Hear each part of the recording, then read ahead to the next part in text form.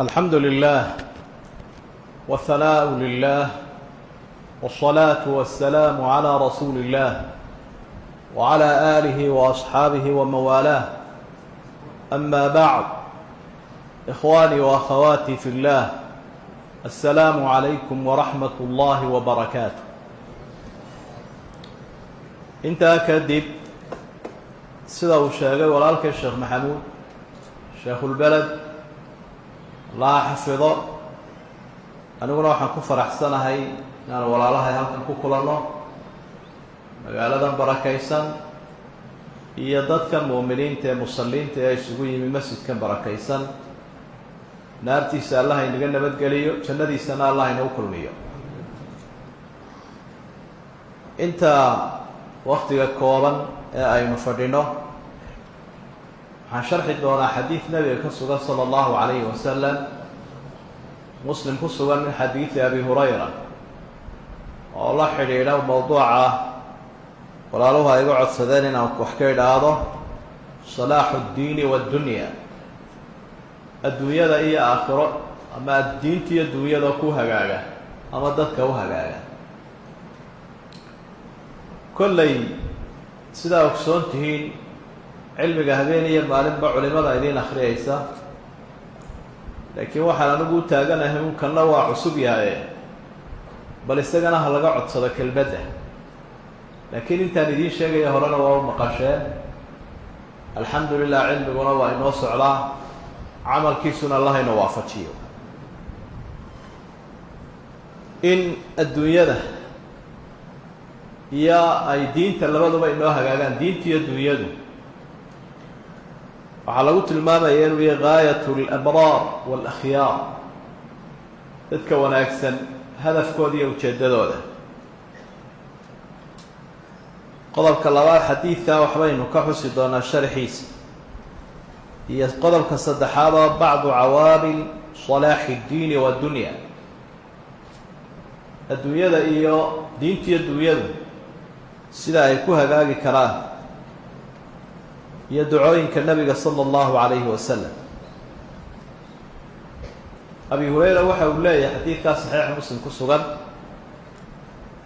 nebigu wuxuu ku ducaysan jiray sala allahu calayhi wasalam, kaana buu cabirayaa kaana waxay tusisaa wuxuu nebigu aada u badsan jiray buu ahaa. ducadiisa waxaa ka mid ahaa allahuma aslix lii diini aladi huwa cismatu amri, وأصلح لي دنياي التي فيها معاش، وأصلح لي آخرتي التي فيها معادي، واجعل الحياة زيادة لي في كل خير، واجعل الموت راحة لي من كل شر. ودعاء النبي صلى الله عليه وسلم إلهي برينا، وحنا نقول إلهي برينا إنه وين برينا. waa nolosha tusaale waxaa inoogu ah rasuulkeenna sala allahu calayhi wasalam. ilaahu ii wanaaji buu nebigu yihi diintayda, diintaasoo arrimaha ii ilaalinayso ilaahay ugu ilaalinayo. duunyadaydana ii wanaaji, taasoo noloshaydu ay ku taagantay ama noloshaydu ka jirto. aakhiradaydana ilaahu ii wanaaji, aakhiradaasoo aan u laaban doono. noloshana ilaaha waxaad iga dhigtaa mid waxii kordhisa oo aan khayrka ka kororsado. geeridana waxaad iga dhigtaa midaad ilaahay igu raaxayso, shar oo dhan iga raaxayso. jumlooyinkaas ayuun baynu wakti kooban isdul taagi doonaa in sha allah. marka u horeeya waxaa mudan sidaa uu nebigu inagu baraarujiyey sala allahu calayhi wasalam in laba la isku daro, duco iyo dadaal. ducadaynu ka bilaabaynaa sidaa uu nebiguba ka bilaabay sala allahu calayhi wasalam. ducadu waxay ka turjumaysaa u taagan tahay inaynaan ilaahay kollaba ka maarmayna, kol walba aynu u baahanna. ilbiriqsi aynu ilaahay ka maarin karnaa ma jiro. wa khuliqa alinsaanu daciifa, qofka bani aadamkiina waxaa la abuuray buu ilahay yihi isagoo tamar daran. si kastood u dadaasho, ducada ilaahay aynu baryayno mar walba waataynu horraysiinay, dadaalna waa lagama maarmaan. diinteenna iyo dunyadeennaba inaynu dadaalno. marka rasuulku wuxuu horraysiiyey inuu ilaahay baryo salaaxu ddiin, diinta in ilaahay u wanaajiyo. waxaa markaa isweydiin leh, sideebay diintu ku hagaagaysaa? diintu waxay ku hagaagaysaa salaaxu lmuctaqad. qofku shayga uu aaminsan yahay oo hagaaga. waxa uu aaminsan yahay qofka hadduu ka qalloocdo diinu hagaagaysaa ma jirto. ictiqaadku waa arrin weyn. caqiido saxiixoo saliim oo suuban qofka waa inay ku sugantahay qalbigiisa. taana qur-aanka iyo xadiidka rasuulka laga qaata sala allahu calayhi wasalam. diintu waxay ku hagaagaysaa shayga loo yaqaano ikhlaaska ama daacadnimada. dadaal kasta qofku hadduu sameeyo oo aanu daacad ahayn, wixiisu dabaday ka daloolaan. munaafiqa halkee laga raacay? maxaa munaafiqa lagu haystaa? waa daacadnimo daro. hadduu u tukanayaa nebigay la tukan jireen, dagaalka ay u raaci jireen, waxbay bixbixin jireen, laakiin daacadnimad la-aan baa ku dhacday, qalbigoodaa qalloocnaa. idan diin iyo dunyaba waxaa la qabanayaa daacad buu u baahan yahay. haddii waxaa la qabanayaa aanu qofka ka daacad ahayn oo ka dhab aanu ahayn ee wax kale ku jiraan, ilahayba ma barakaynayaba. marka salaaxulmuctaqad, qofka inuu ictiqaadkiisa iyo shayga uu aaminsan yahay sax yahay waa muhiim, inuu daacad yahay waa muhiim. taasi markaa waxay u fududaynaysaa inuu ilahayna waafajiyo wixii khayr leh. ma hungowdo daacadi bay dhahaan soomaalidu, iyagoo xikmadooda ka duulaya iyo curfigooda. qofka daacaddii maba hungooba, ilaahay baa arrimaha u hagaajiya. wuxuu ku hagaagayaa diinku alibticaad can ishubuhaati waashahawaat, in laga durko shubhad iyo shahwada. shaydaanku labadaasuu iibgeeyaa oo badeecaddiisa ka mid a. dadka had iyo jeer isla dadaalada ee diin doonaya wuxuu u dhex fadhiistaa waxaa la yidhaha shubhada. markaasaa jahliga haya daraaddii qofka ah, shaydaanku waxaan diin ahayn buu diin uga dhigaa, fikir qallooca iyo wax bidcaa. markaasaa qofkii dadaalaya ayaa jahliga haya daraaddii shubhu isku qancinaya, waxaan diin ahayn buu diin ka dhiganaya. uu doonaya inuu ilaahay ugu dhawaado.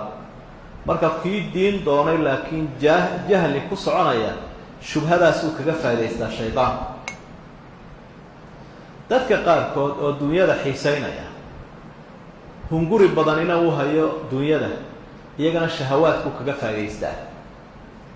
oo innaga arkayno maanta ummadda durbaanka loo garaacayo ee gaala ay garaacayso kala duduwan, wuxuu ku soo ururayaa ishtaacu lgharaa'is.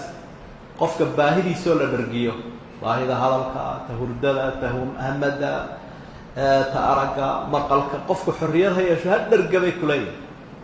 ilaahan lagu ururayo iyo diimahan iyo waxaa laga xoroobo. xorriyad xorriyad xorriyad baan u taaganay layla inaanu ilaalino gaaladu casriga iyagiiyo caroogooda kuwa sitaa. marka shahwadaasina qofku inuu ka durko waa waxay diintu ugu hagaagayso. marka qofkii diin u dadaalayana shubhadaha iska ilaaliyo, oo cilmiga ha barto, oo ehelkiisa aqoontii ammaanada leh ka faa'iidaysto. qofka dunyo doonayaana shahwadda inuu shaydaanku kaga faa'iidaysta ha iska ilaaliyo. waa siday diintu ugu hagaagayso. waana tuu nebigu ishaarayo markuu leeyahay wa aslix lii diini alladii huwa cismatu amri. arrinkaygu kaasuu ku ilaashan yahay. markuu qofku diinta u daacadii u raacayo, waxa uu noqonayaa mid dhowrsoon, oo waxa aynu sheegayno ayuu ka dhowrsoonaanayaa. waxaa labaadoo muhiima oo diintu ay noogu dhowrsoonaanaysa itibaacu nabiyi sala allahu calayhi wasalam, raacidda rasuulka. manhajkan walaalayaal markuu ilaahay inoo keeno inoogu deeqay, quluubteennuun muu dhigin keliya, ila wuu kari karayay dadka qalbigoodun inuu ku qanciyuu dhigo, oo sidaa nebigaba loogu waxyoonayay innagana qalbigeenna loo dhigo, wuu kari karayay. laakiin kitaabkan markuu ilaahay keenay, waaqica nololeed rasuulkii ku turjumi lahaa ayuu soo raaciyey. marka rasuulku diinta wuxuu inagu soo gaadhsiiyey maqal iyo muuqaal labadaba. ma huwa xadiidu nabiyi sala allahu calayhi wasalam? axaadiidta nebiga maxaa la ydhaha? waa maa habata can arasuuli min qowlihi, min aqwaalihi aw afcaalihi wa awsaafihi alkhilqiyati walkhuluqiya. taqriiraat xadiid waxaa la yidhaha wixii nabiga ka sugno qowlkiisii leh oo ficilkiisii leh oo muuqaaladiisii leh nabiga sala allahu calayhi wasalam marka raacitaanka nabiga la raacayaa wuxuu u taagan yahay inuu nebigu ina baro diinta sida loo fasirayo waaqica nololeed looga fasirayo sida loo dhaqmayo loo cibaadaysanayo loo camal falayo ummadda loo hogaaminayo wax loo saxayo loo toosinayo sidaasaa uu taagan yahay had iyo jeer waa aragteenoo haddii ardayga matal cashara la siiyo baqal ahaan baa lagu siiyey maalan muuqaalkii lama siinin tadbiiqaadkii camaligahaa iyo bractiskii lama siinin ardayga marnaba fahamkiisu la mid noqon maayo ka wax la tusay aragga iyo maqalku isku mid maaha de berigii hore idaacadaha la dhagaysan jiray hadda waa laga gudbo tv-yaa loo gudbo tv-ga maxaa loogu gudbayaa muuqaalku maskaxda uu ka saameyn badan yahay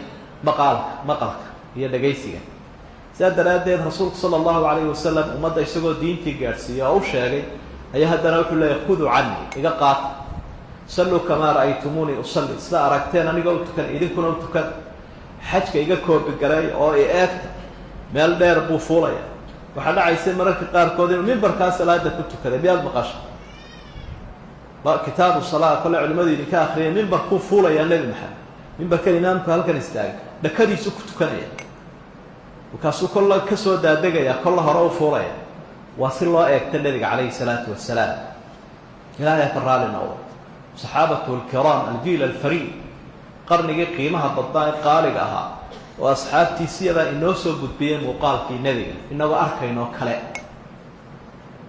marka itibaacaasi wax sahlan maaha ummadduna had iyo jeer waa halka ay ku kala tagto dadka badbaadaa waa dadka nebi maxamed ku dayda sala allahu calayhi wasalam ee diintooda u hagaagtay dadka halaagsamaana waa dadka isqanciyo yidhaahda dee waa wax iska wanaagsan kaniba dee waa khayrun maxaad khayr igu diidi ay khayrka aada sheegaysa miyuu sidaa nebigu u sameeyey haddaan u samaynin waa laguu soo celin karaa qur-aankaa ilaahay nagu faray rasuulka sala allahu calayhi wasalam in maqaalkaa uu noo sheegayna la qaato muuqaalkiisana la eegto wamaa aataakum alrasuulu fakhuduuhu wamaa nahaakum canhu fantahuu wuxuu nebigu idin diiday ka taga wuxuu idinla yimidna qaata waman yudic irasuula faqad ataaca allah qofka rasuulka adeecaya ilaahay buu adeecay falyaxdar aladiina yukhaalifuuna can amrihi an tusiibahum fitna aw yusiibahum cadaabun aliim ha ka feejignaadeen buu ilaha yihi kuwa nebi maxamed khilaafaya in fitno iyo balaaya ay ku dhacday iyo cadaab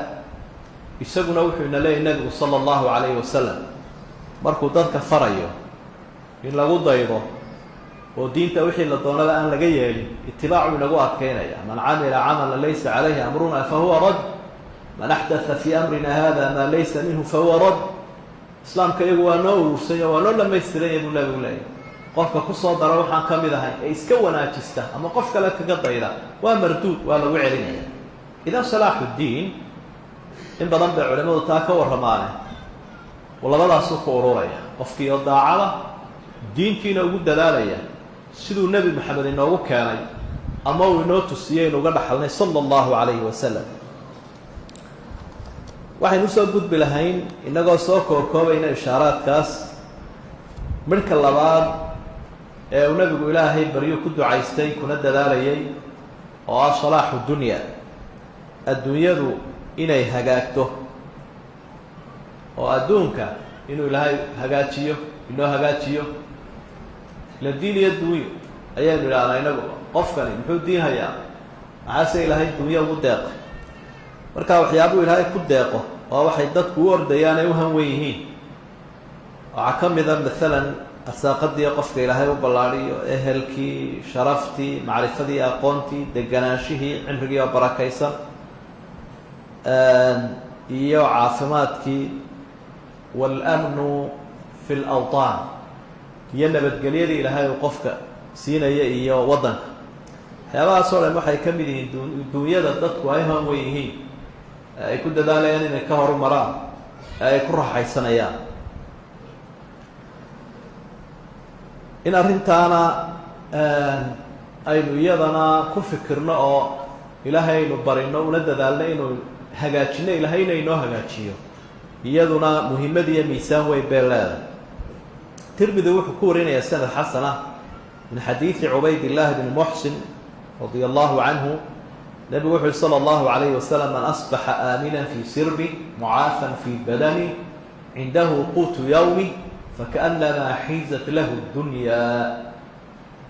waxyaabaha nolosha asaasiyaadkeeda ilaahay ummadda ugu deeqay ee uu nebiguna ilaahay baryaya inuu hagaajiyaabay ka mid tahay qofka waaguu baryay buu nebigu u fiirso isagoo iska nabad qaba aamina amniga wax sahlan maaha arrin weyn weyn waxaa garanaya almusharaduuna fi lcaalam dadka caalamka lagu firdhiyay ee yaacay ee waxay cirkana huwada dhulkana goglada ee qaxoontiga qatan baa garanaya nabadgelyo darradu iyo qaxoontigu iyo in dalkaaga aad ka cararto dhibaatada ay leedahay marka taasi uu soo horraysiiyey nebigu sala allahu calayhi wasalam qofka aaminka ah weliba fii sirbii buu raaciyey isagoo markaa caa'iladiisa iyo dadkiisa la degan inaynu dalkeenna degannaho dadkeenna ehelkii aynu meesheenna wada joogno diinteenna iyo dalkeenna iyo dadkeenna isku rakiban yihin sidaa uu nebigu sheegay wax weyn weeye soomaalidu qalad bay fahmeeno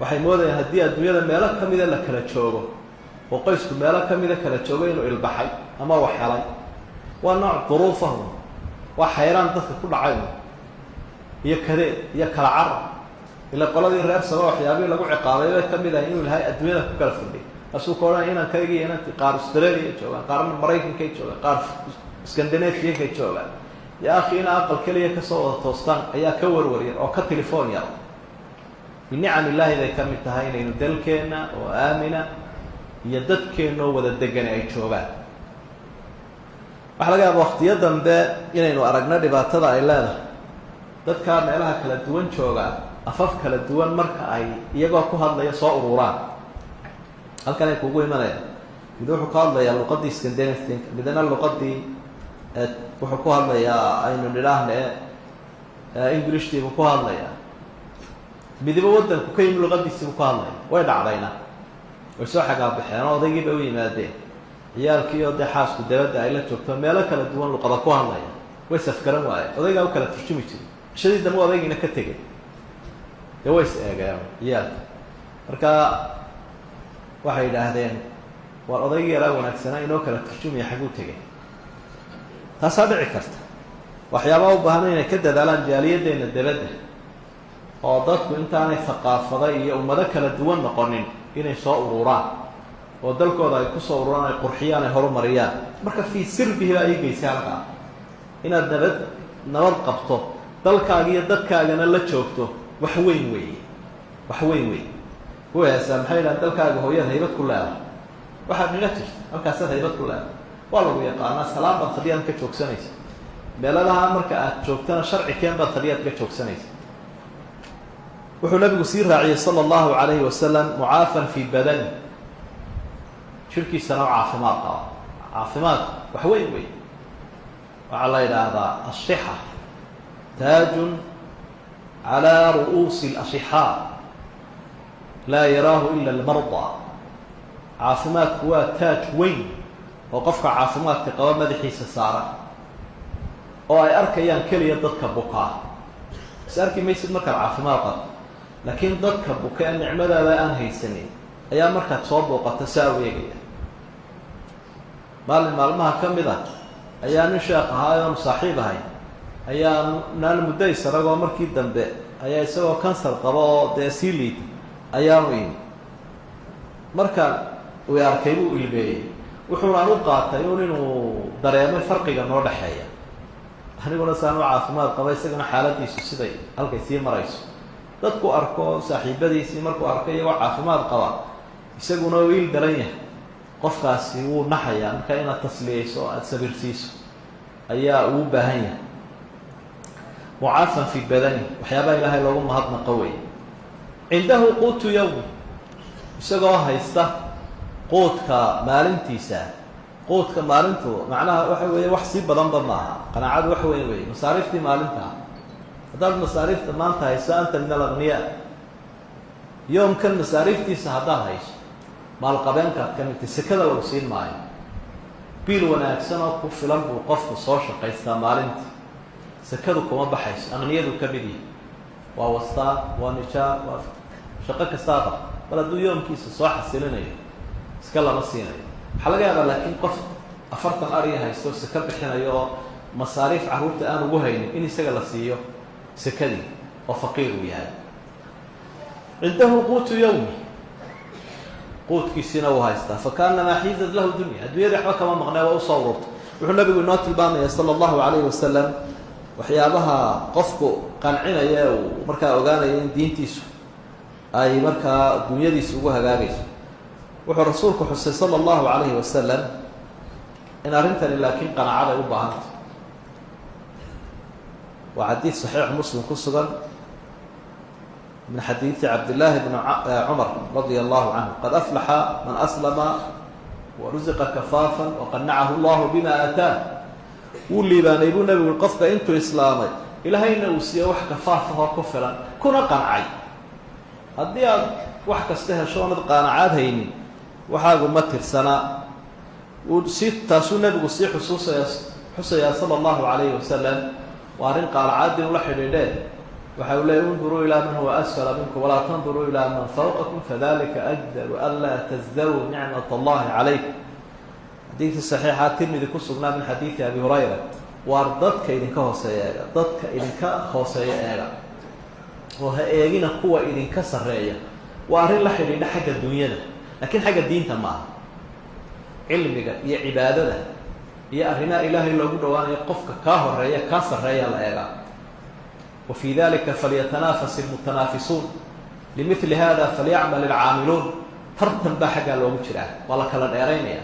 safkaasi hadduu bannaanaado adaa u horeynaya, aabbahaa ku riixi maysa, laakiin adigaa hore u qadinaya. inta biyaha lagu weysaysanayo adigaa ku weysaysanaya. wixii ilaahay loogu dhawaanaya maaha. laakiin tan uu leeyahy nebigu waxay eegtaan dadka idinka hooseeya waa wixii adduunyada iyo anficeedan yare urursan ee kooban la xidhiidha.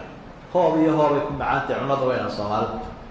waana tidhaahdaa adigu iska qaado, adaan kuu daayo, iska yeelo. alcafw wasalaax. markaa arrimahaasi waxa ay ka mid yihiin adduunyadu sida ay ku hagaagayso. waxaa ka mid a inaad ka dhigato an tajcala dunyaaka masracatan liukhraak. adduunyadaad haysato inaad ka dhigato midho aada aakhiro beeraad ku beerato. waxaanaad hayso aakhiro ku beero. cadiyadaada iyo cilmigaada iyo cududaada wuxuu ilaahay ku siiyo kugu deeqayba aakhiro ku beer. jannada wax badane ha kaaga baxaan. ninkii qaaruunee maalka ku kibray markii ay culimadii reer banu israa'iil waaninayeen waxay idhaahdeen wabtaqi fii ma aataaka allahu daara alaakhira walaa tansa nasiibaka min addunya waaxsin kamaa axsana allahu ilayk. waxaan ilaahay uu ku siiyey aakhiro ku raadi. waxaan ilaahay uu ku siiyey cadiyada ah ilaahay janno kaga iibsi, laakiin ha ku kibri. waa arrin weyn oo runtii aynu u fahmayno sidaa aynu ku islaaxin karna adduunyadeena. waxaa adduunyada lagu islaaxin karaa inaynu ku dadaalno had iyo jeer xalaasha. waa arrin casrigan dambe iska sii yaraatay. aakhiro danteeda maxaan dibiray baa ka dhacda. iyo ma la helaa un xoolo iyo itaabsiyo idhi iyo hebel muxuu ururiyey. waa aragtida adduunka ay ka qabaan iimaan laawayaashu dadkaan iimaanka lahayn. laakiin qofka muuminka ah waxa uu jamcinaya ama isu keenayo ururinaya adduuna wuxuu leeyahay hal huwa xalaalun xaraam. intaanu taabanin buu leeyahay ma xalaal ba horta mise waa xaraam. waa arrin uu ka fikiro qofka muslimkii dakhligiisa markuu wax soo saarayo. markaa sidaynu ku islaaxin karno adduunyadeenna aada ugu dadaala. waa in waxa kusoo gelaya xalaal yahay. hadduu madax yahay iyo hadduu culimo yahay iyo hadduu maalqabeen yahay iyo hadduu bulshada mid kastuu yahay. qofka muuminka ah waxyaabuhu ilaahay ugu cibaadaysanaya adduunkiisana ku islaaxinaya ka mid tahay inuu xalaasha raadiyo. qur-aanka aada uga warramay, rasuulkaas sala allahu calayhi wasalam aada uga warramay. ee nusuus fara badan ayaa ay ku sugan tahay haddii taa aada yeeli weydo oo xalaashii lagu dadaali waayo xoolahaad ururisay adduunyadana waad eegi aakhirana waad eegi. adduunka waad eegiyo de ilaahay baa ku daba taaga. ina rabbaka labilmirshaad. ilaahay wuxuu yihi rabbi addoonka dhufaysku ugu jiraa. mirsaadku waxa weeyaan cid adigu aanad arkayno isagu ku arkaya. kabradiis way kugu rakibanta meeshaa doontaba mar. nin ilaahay daba taagan yahayna kabti ma yeelaa inteed dad xaaraan qaadatayoo wixii ay qaateenba dhakhtar kaga baxa carruurtoosunba dhakhtar u sii wadaa isagii unbaa dhakhtar ku sii socdaa dayn baaba loogu yeeshayba intii uu dadka ka qaatay ee uu dulmiga ku qaatay ila ilaahay baa daba taagan idan siduu inoogu hagaagi karaa maalku waa inuu xalaal yahay sidaa daraaddeed ayaa nebigu sala allahu calayhi wasalam xadiidkii saxiixa ibn maaja ku sugnaa min xadiidi jaabir bni cabdillaahi waxau uhi itaquu llaha waajmiluu fi alab qofna dhimanna maayo buu ilaahay arsaaqadiisa u dhammaysto qof waliba arsaaqaduu ilaahay u qoray uu dhammaysan doonaa marka ilaahay ka cabsada oo habka arsaaqada u raadsanaysaan iska wanaajiya gobonnimada ilaaliya gunnimadu waxa weeye inaad xaaraanta cunto gobonnimaduna waxa weeye inaad iyo sharafta inaad xalaasha ku dadaasho saasaa cibaadadaa lagu aqbalaya oo aakhiradaadu ay kugu hagaagaysa oo adduunyadaadu ay kugu hagaagaya oo maalka ilaahay uu kugu barakaynaya oo qalbigaagu ku degaya dad badan oo walaalaheenihi markay xoolaha biiriyaan ay bataan bay yidhaahdaan sheekhow halkaasaan ka soo shaqeeye ma xalaal baa mise waa xaraam markaad tidhaahdo waa xaraam iska tegaya fatwada shopping buu raadinaya shopping soo dukaanka alaabta dukaamo badan lama baayaco si uu qofku u helo alaab jabana ma wanaagsan marka bal wixiisan cid u xalaalaysuu sheekh kolba raadinaya kolkaasuu kolba masaladii dhinac u dhigaya kolba dhinac buu udhigaya wuu dhadhabiyo wuu ka foqilaaya marka waxaan ku talinayaa ama sharcigu badayna faraya xoolaha intaan la shaqaynin ha laga fikiro waxaan aan ka shaqaynaya ama halkan aan ku jira ama aan gelaya ma xalaal baa mise xaraam way hadhowta shaydaanku wuu kuu qurxinaya wuxuu leeyahy dee cimrigaagiba intanaad ka soo shaqaysa aayo weyn iyo asad weyn baad dhigta xaggaad uga dhex baxaysaa bal dhankay doonto ha u dhacdee ilaahay waxun buu yeelaye iska xejiso ummadaabaad ka dhex bixi haddaad intaan iska bixise markaa kama fuqayo qof laakiin fatwada waxaa la raadiyaa intaan la bilaabin wax soo saarka ta'siil sharciyaa loo baahanya sharkadu markay wax xasaasayaan qofku markuu shaqo qabanayo markuu cid u shaqaynayo waa in ta'siilka la horreysiiyo oo la yidhaha shareecadu maxay ka qabto iyo xeerkan baanu qoranay noo waafajiya sharciga si aan u booshaaq u noqonin wix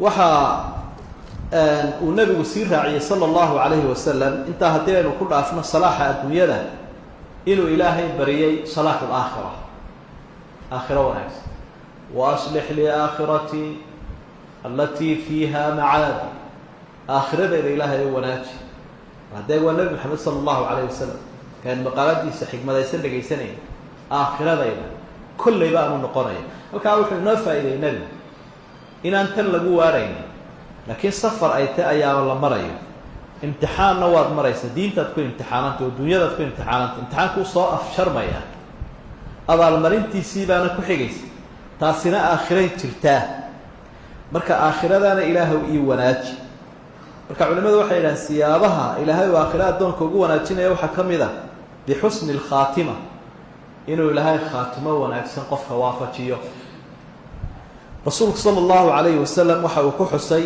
xadiid tirmidi uu warinayo saxiixa min xadiidi anas idaa araada allahu cabdan khayran istacmala qofku ilaahay addoonku khayr la doono wuu hawlgeliyaa istacmalahu camal buu u sahlaa marka asxaabtu waxay dhahen maxaad uga jeedaa istacmalahu waxaan uga jeedaa bui camal wanaagsan intuu waafajiyo nafta kaga qaada marka khaatimada ilaahay baa addoomaha waafajiya in badan baa karkaarka weydaarata oo kodooda ka dhacda oo seegta khaatimada allah inoo hagaajiyo icmaluu fakullun muyasarun limaa khuliqa lah xadiidkii muslim ku suganaa min xadiidi cali bni abi aalib radia allahu canh xabaal buu dul taagan yahay nebigu wuxuu leey bal camalkiina ku dadaala qof waliba wixii loo abuuray janno iyo naar buu ilaahay camalkiisa u sakhiraya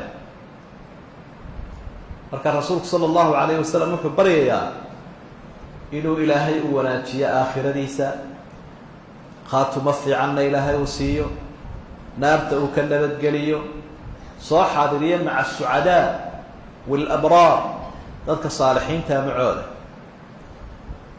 taasina runtii waa midaynu inaguna ku ducaysanayno salaaxu dunyaa waxaa ka mid ah taa ku xigtee nebigu ilaahay baryay salaaxu laakhirati waxaa ka mida iyo salaaxu dunya labadaba taa uu nebigu baryay uu leeyahy wajcal ilxayaata ziyaadatan lii fi kulli khayr. ilaahay u nolosha waxaad iga dhigtaa midaan khayrka ka kororsado intaa noola. ilaa dadkan nool ayaa qofna khayr buu kororsanaya u taagan yahay oo ilaahay u sahlay oo tamartiisa iyo daaqadiisa uu ku bixinaya, qofna shar buu ku bixinaya. kollay tamartaadii way baxaysa, xaggay ku jahaysanta? ma wax ilaahay ka cadhaysinaya mise wax ilaahay ka farxinaya? inaynu xisaabtanaabaa muhiim.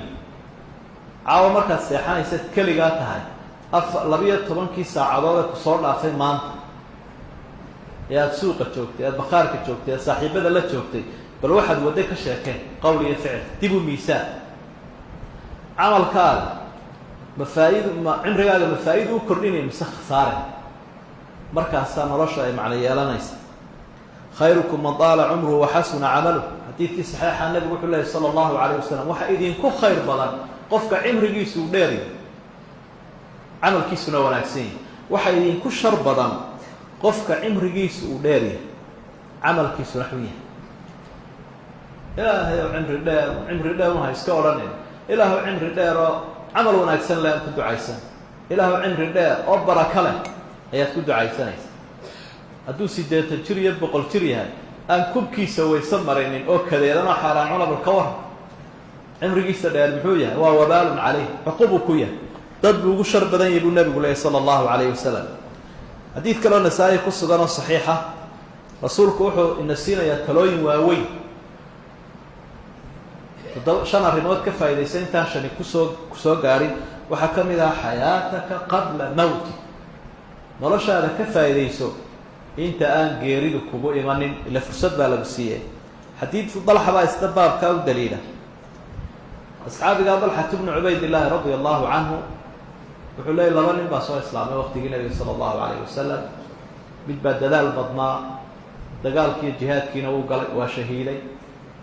manaan buu ilaahay tusiyey labadoodiio horta kii kalena uu ka daba dhintay. kaa hore markuu shahiiday ayuu kii kalena ka daba dhintay. manaan baa la igu tusiyey iyadoo labadoodiiba jannada ilaahay u geeyey, laakiin jannada ilaahay wuxuu horgeliyey kii gadaal dhintay ee aan shahiidinba. asxaabtii baan u sheegay, kolkaasaa lagu sheekaystay, nebigaa la gaadhsiiyey sala allahu calayhi wasalam. markaa ninkii dadaalka badnaa ee shahiiday baa jannadii looga horreeyay, waa sidee baa rasuulka la weydiinaya. nebigu waxau ihi, su-aal buu weydiiyey, wuxuu uhi alaysa makatha haada bacdahu sanatan? qaaluu bala. oo sow sanad kamuu dambaynin buuhi xagga nolosha?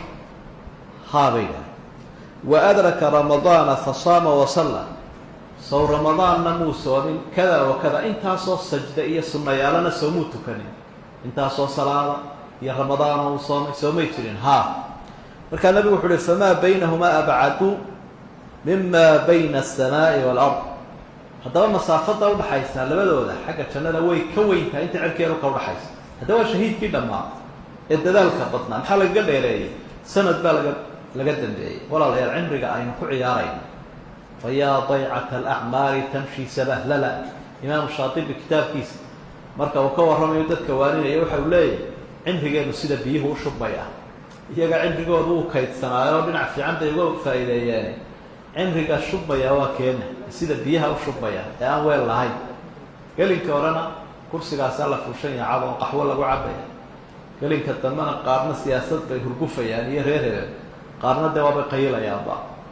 cimrigiine cimriga dad diinta sidaa uga shaqeeya dhaxalka dhiga, dadna duunyada kaga shaqaysay dayac gacmeedka ku kiciyeen. waa ka aynu halkaa marin. marka waxaynu uga jeednaa nusuusta usoo qaadanaynaa in cimrigan uu yahay wax cajiiba.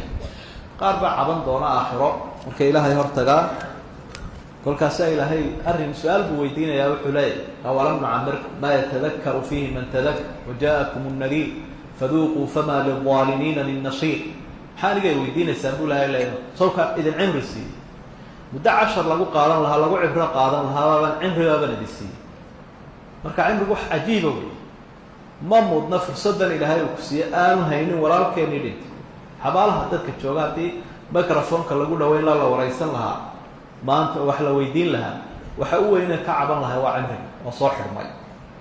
waxay ku odhan lahayn aduu ka faa'idaysto waktiga aniga way dhaaf wax damboo layga qorayaa ma jiro war ka faa'idaysta cimriga oo ka kaca ayaynu odhan lahay waanay soo hadli karayn laakiin ilaahay baa subxaana wa tacaala inala hadla marka qadiyadaas ah cimrigeenna sidaa aynu u cunayno cimrigaaga cun bay isku habaaraan soomaalidu cimrigii cuno midhan haddaynu wada noqono dee cabashunba aakhiro cabasho iyo catawguna waxba tari maayo marka nabiyullaahi maxamed sala allahu calayh wasalam oo cimrigiisi in yarina aanay dhulka u dhicin ee u siraadnaa u iftiimaya ummadda intuu adduunka ku noolaaba ayaa ilaahay wuxuu baryayaa ilaahayow nolosha waxaad iga dhigtaa mid aan khayr un kororsado marka innaguna saasaynu ilaahay baryaynaa ducada wadayna laakiin dadaalku waa muhiim saddexduba waxay ku hagaagayaan diinta iyo duunyada iyo aakhirada intuba waxa ay ku hagaagayaan in ilaahay subxaanahu wa tacaala qofka muslimka ah markuu adduunyada ka tegayo kolley wuu dhimanayaa dhimasho waa lama horaana raaxaw siiya wajcali ilmowta raaxatan lii min kulli shar ilaahw geerida waxaad iga dhigtaa mid aan kaga raaxaysta sharka fitnada adduunyada iyo fasaadka ay leedahay ilahw iga nabadgeli rasuulkaas sidaa baryay sala allahu calayh wasalam maxay nooga baahi badan inaga qofku markuu adduunyadan ka tago siduu yidhi nebigu markuu arkay jinaasadii halkaa la marinayay waxau hi imaa mustariixun wa mustaraaxu minh ama waxa weeyaan qof raaxaystay ama isagaa laga raaxaystay oo qofka muuminka ay markuu dhinto wuxuu ka raaxaysanayaa adduunyada tacabkeedi iyo dhibaatadeedi naxariista ilahay buu ku raaxaysanayaa buu rasuulku yihi sala allahu calayh wasalam waalcabdu alfaajir yastariixu minhu alcibaadu walbilaadu washajar qofka xunna waxaa ka raaxaysanaya dalkiiyo dadkii xataa dhirta marka taana ilaahay buu baryay rasuulku sala allahu calayh wasalam min ducaahi bay ka mid tahayd waidaa aradta bicibaadika fitnatan faqbid lii ilayka hayra maftuun ilaahu dadka markaad fitnaynayso aniga iga dhex saar intaan fitnadaasi isoo gaadhin xadiidka xasanka ama saxiixa lahayd tirmidi warinay min xadiid ibni cabaas radia allahu canhu almuhim markaynu ku soo dhowaano walaalayaal islaamkeenna dhexdhexaadnimadiisa waxaa ka mid ah iyo wasadiyadiisa altawaasun bayna addunya waaddiin in adduunyadii aakhirada labada laysu miisaano diintu wakti bay leedahay dunyaduna wakti bay leedahay in la ysku dheeli tiro ummadaha qaarkood waa siday u badnaayeen kiristanka iyo ragga kaniisadu waxay dhaha adduunyada inaga daaya aynu iska cibaadaysanaynu qalwada galno iyo kaniisadda dunyaduna waa shar waa xolo shaydaan waa tii gaaladu ay ka dulguureen ay yidhahdeen kuwan adduunya dadkay naga reedaya sababaha kaniisadda lagu tuuray baan ka mid ahay gaaladu u tuureen markii horumarkii iyo warshadihii iyo wixii ay ishortaageen wadaadadii kaniisaddu ay yidhahdeen adduunyadu waa xolo shaydaana tuura dee lamana tuuraya isagaa u baahan wuxuu cunuu cabaabu u baahan yahay halkan u soo fadhiyaa oo baahidii way jirtaan waa sababta diintii nasaarada ay u tuureen taxriifka sako qayb kalena waxa weeyaan dad leh ilaaha la caabudayaa mid mar hore iyo mar dambeba waa adduunyada waana ta caalamku u badanyay maanta bariya galbeed shuuciyad iyo raasamaaliyad waxaa la caabudaya loo ordayaa waa adduunyada waxay leeyihin wamaa naxnu bimabcuuhiin in hiya ilaa xayaatuna dunya wamaa naxnu bimabcuuhiin arrimo waxay ku urursan yihiin adduunyada yada wax aakhiro la yidhahdaa ma jiro waa arrinta uu qur-aanku kaga warramay suurat lkahfi saaxibu ljannatayn oo faanayo le ana akharu minka maalan wa acazu nafara beertiisii buu galayo waxa uu leeyahay wamaa adunnu saaca wadakala jannatahu wahuwa daalimu linafsi qaala ma adunnu an tabiida hadihi abada wamaa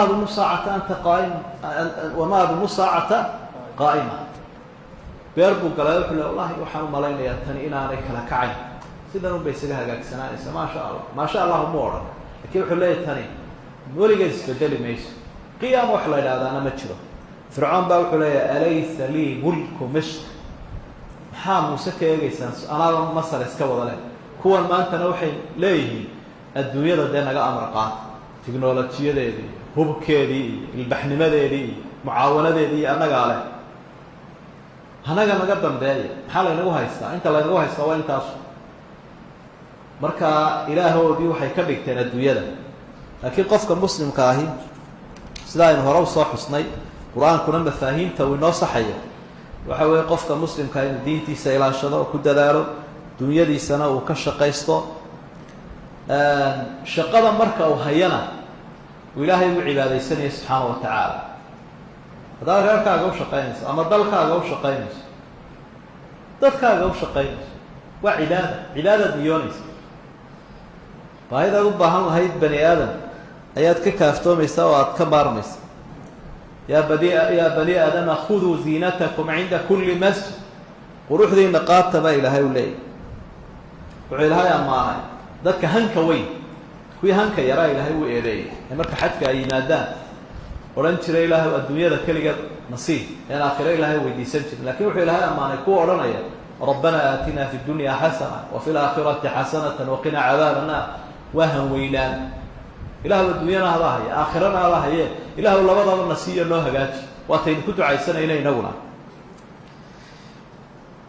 laakiin waxaa muhiima walaalayaal sida dad badan u dhaqmayaan maanta xataa muslimiin badanna ku jiraan waxaynu u waalannahay aynu ku buuxsannahay aynu alamkiiyo saacadda u buuxsanaynaa keliya inaanu noqon duunyada qofka marka uu bilaabo duunyadii marka waagu baryo isaga oo aan cashayn oo naftu haysaabuu sii wada yeela cashaay aakhira meeday dacwadii meeday diintii meeday dalkii mee wax uu wax ka siinayo waktigiisa iyo xooggiisa iyo tamartiisa male waatuu ka ducaystay nebigu sala allahu calayhi wasalam allahuma laa tajcal iddunya akbara hamina ilaahu adduunyada ka dhigin hamigayaga u weyn ugu dambayntii waxaynu u fahmaynaa nolosha arrimaheennana u miisaamaynaa si ay noogu wanaagsanaadaan cawaamil kale ka mida inaynu raacno hadyigii nebiga sala allahu calayh wasalam iyo hadyigii saxaabada kuu gacantiisa ku tababaray oo waxaynu ognahay asxaabta in badan oo ka mid inay akhniye ahaayeen sida asxaabtii jannada lagu bushaareeyey qaarkood cuhmaan ibnu cafaan cabdiraxmaan ibnu cawf zubayr ibnu cawaam iyo sacd bnu abi waqaas qaarkood baa malaayiin xoolahoodu gaadhaya laakiin maxay uga faa'iideynayaan jihaadkay uga faa'ideynaya oo fuqaraday uga faa'ideynaya oo masaakiinta oo biyaha oo dalka oo dadka nicma almaalu saalix lirajuli saalix nebigu waa majeeranaya wuxuu leeyahay waxa wanaagsan qof fiican ama nin fiicanoo xoolo fiicanna ilaahay u siiyey wanaagsana waa kaad odhan karta yaa isagoo kale kaa dhiga idan saasaynu isugu wadaynaayo waxaynu isku dayaynaa shisheeye inaynaan u baahan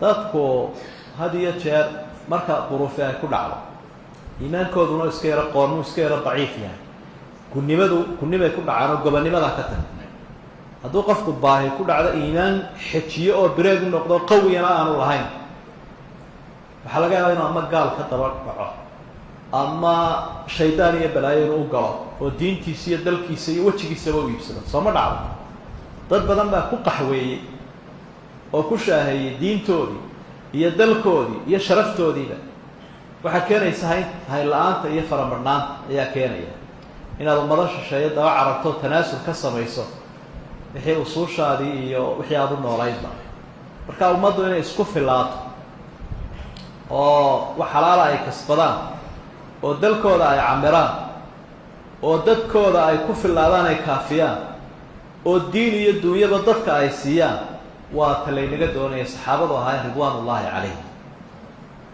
intee buu u ducaynayay nebigu cuhmaan ibnu cafaan oo kaalin buuxiis ahaa wuxuu nebigu dareemayay jihaadkii wax weyn ka taray ducadii nebiga calayhi salaatu wasalaam aada ka weyn marka taasaynu kusoo ururinaynaa ducadaa uu nebigu ku ducaystay baynu ku ducaysanaynaa dadaalkaana waynu samaynaynaa diinteennana gacanta midig baynu ku haynaynaa oo dadaalka u weyn baynu siinaynaa oo waxaanaynu ognahay waxaynu u noolahay aynu ku dhimanaynaa inay diinta waa raasamaalka keliya duunyo kasta hadduu qofku helo aanu diin lahayn wixiisu ma tirsanaa laakiin haddii duunyadu ay dhaafto diintu u badbaado dee janna ilaahay ugu bedelaya uu ka nasanaya tan rafaadkeeda laakiin labadaba waa isku wadaynaa mid walbana xaqiisaynu siinayna ina libadanika calayka xaq walizawrika calayka xaq walizawjika calayka xaq siduu nabigu leeyahay xadiidka saxiixa faacti kula dii xaqin xaq cid walba xaqeeda sii xaasku xaq bay kugu leedahay naftu xaq bay kugu leedahay